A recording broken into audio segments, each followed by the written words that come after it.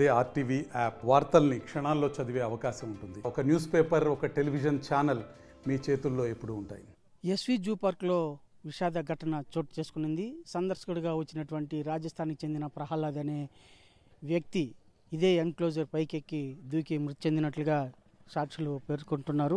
అధికారులు ప్రత్యక్ష సాక్షులు తెలుపుతున్నారు. ప్రధానంగా ఇవాళ సందర్శనార్థం వచ్చినటువంటి ప్రహ్లాద్ అనే వ్యక్తి మద్యం సేవించి ఉండడంతో ఎస్వి జూ పార్కు సంరక్షణ లైన్స్ దీనికి సంబంధించి ఎన్క్లోజర్ని ఎక్కి దూకినట్టుగా అధికారులు పేర్కొంటున్నారు. ప్రధానంగా ఎస్వి జూ పార్క్లో ఉన్నటువంటి లైన్స్ కారిడార్లో సందర్శకుల రక్షణగా ఏర్పాటు చేయాల్సినటువంటి ఎన్క్లోజర్స్ కూడా కంచె అంతా కూడా అంతా పూర్తి స్థాయిలో భద్రత కల్పించలేదనేది దీన్ని బట్టి తెలుస్తుంది. ప్రధానంగా సగం కంచె ఏర్పాటు చేశారు, సగం వదిలిపెట్టారు. ఇక్కడ సందర్శకులు ఈ ఎన్క్లోజర్లు చూసి నేరుగా ఇట్లా చూసేదానివల్ల ప్రమాదాలు కూడా చోటు చేసుకుంటాయి.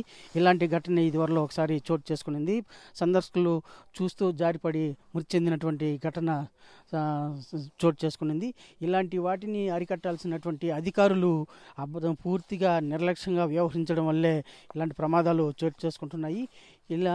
ఇలాంటి ఘటనలు జరిగినప్పుడు అధికారులు అప్రమత్తై మేము త్వరలో చర్యలు చేపడతామని చెప్పి పేర్కొంటారు. ఆ తర్వాత దాన్ని గాలికి వదిలిపెట్టడం వల్లనే ఇలాంటి ఘటనలు చోటు చేసుకుంటున్నాయి. ఇవాళ కూడా ఈ ప్రహ్లాద్ మృతికి కారణం ప్రధానంగా ఎన్క్లోజర్స్ ఎక్కి దూకి చనిపోయినా అని చెప్పి అధికారులు అయితే పేర్కొంటున్నారు. అతను మద్యం సేవించి ఎన్క్లోజర్స్ ఎక్కి దూకిన దానివల్లనే సింహం బారిన పడి మృతి చెందాడని చెప్పి పేర్కొంటున్నారు. అయితే ఈ ఎన్క్లోజర్స్కి పూర్తి స్థాయిలో రక్షణ లేని కారణం బట్టబయలవుతోంది. ఈ ఎన్క్లోజర్స్ చూడాల్సి ఇప్పుడు మనం చూస్తే తెలుస్తుంది.